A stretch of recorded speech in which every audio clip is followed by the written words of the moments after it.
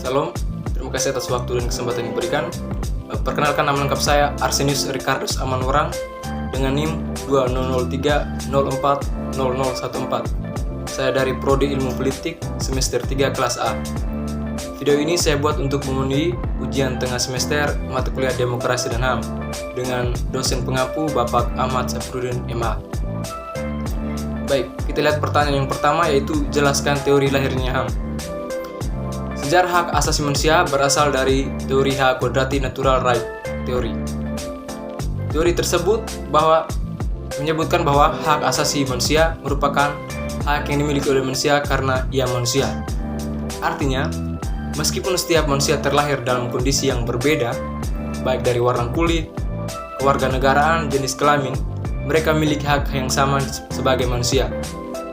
Begitupun sebaliknya, sejahat apapun manusia, mereka tetap memiliki hak yang sama dengan manusia yang lainnya. Salah satu tokoh yang mengungkapkan teori kodrati yaitu John Locke. Ia mengatakan bahwa manusia dikaruniai oleh alam hak untuk hidup, hak kepemilikan, dan hak kebebasan yang tidak bisa dirampas oleh siapapun, termasuk oleh negara.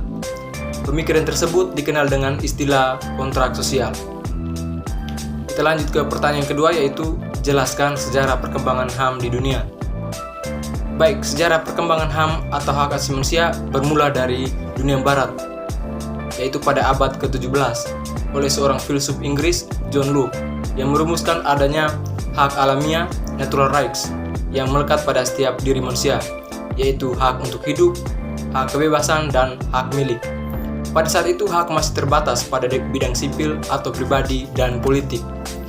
Ada 3 peristiwa penting di dunia barat yang menandai sejarah perkembangan hak asasi manusia, yaitu Magna Carta, Revolusi Amerika, dan Revolusi Prancis.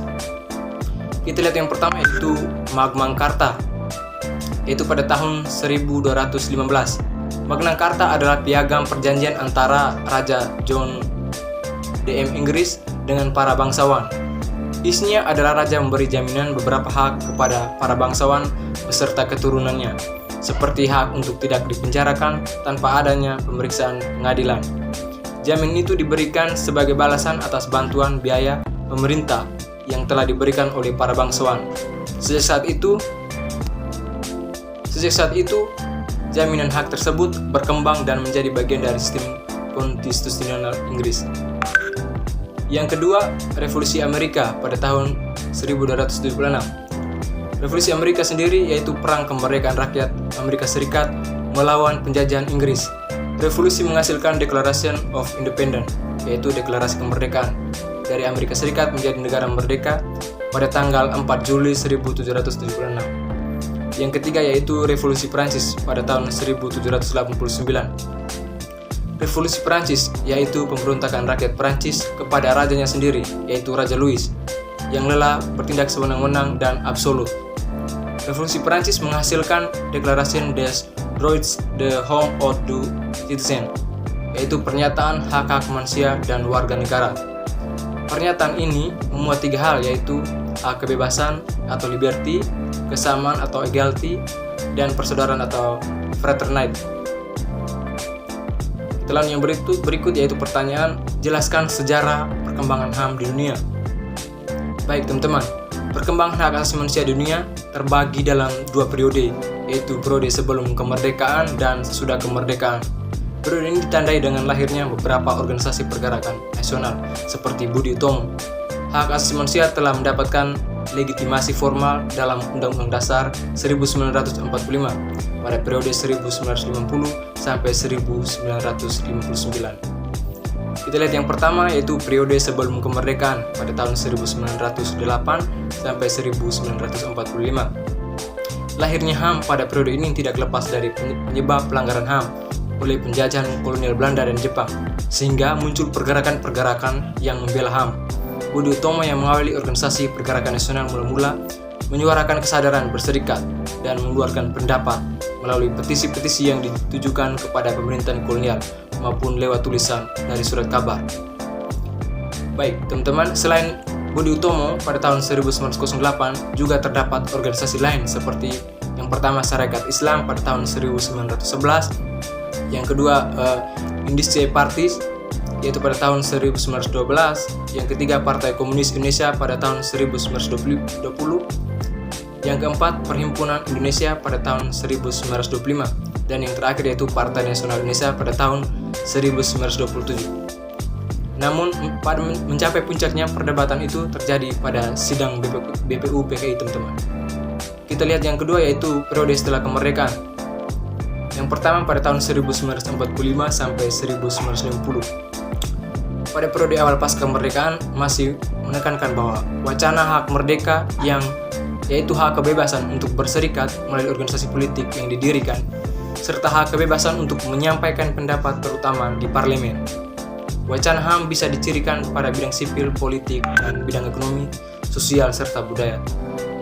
Yang berikut periode 1950 sampai 1959, yaitu masa parlementer, teman-teman.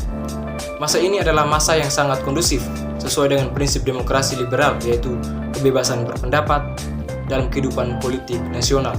Pada terdapat 5 indikator HAM dalam masa ini, yaitu yang pertama, munculnya partai-partai politik dengan beragam ideologi. Yang kedua, kebebasan pers. Yang ketiga, pelaksanaan pemilihan umum secara aman, bebas, dan demokratis. Yang keempat, kontrol parlementer atas eksekutif. Yang kelima, perdebatan HAM secara bebas dan demokratis. Kita lihat periode 1959 sampai 1966, yaitu demokrasi terpimpin. Masa ini merupakan bentuk penolakan Presiden Soekarno terhadap sistem demokrasi parlementer yang dinilai sebagai produk Barat karena tidak sesuai dengan karakter bangsa Indonesia sendiri.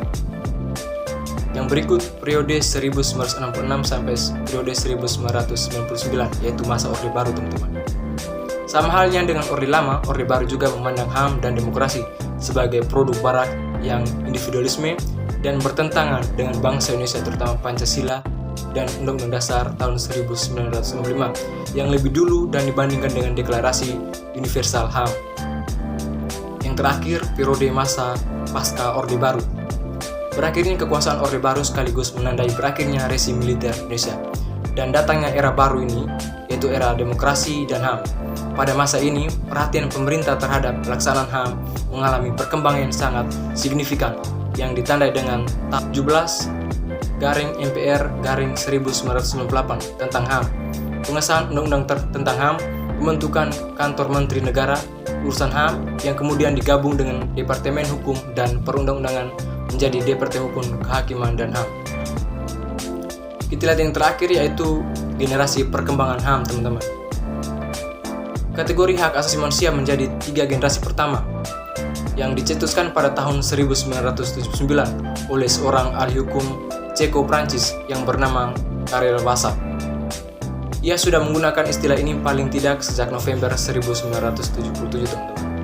Baik, kita lihat yang pertama yaitu hak generasi pertama.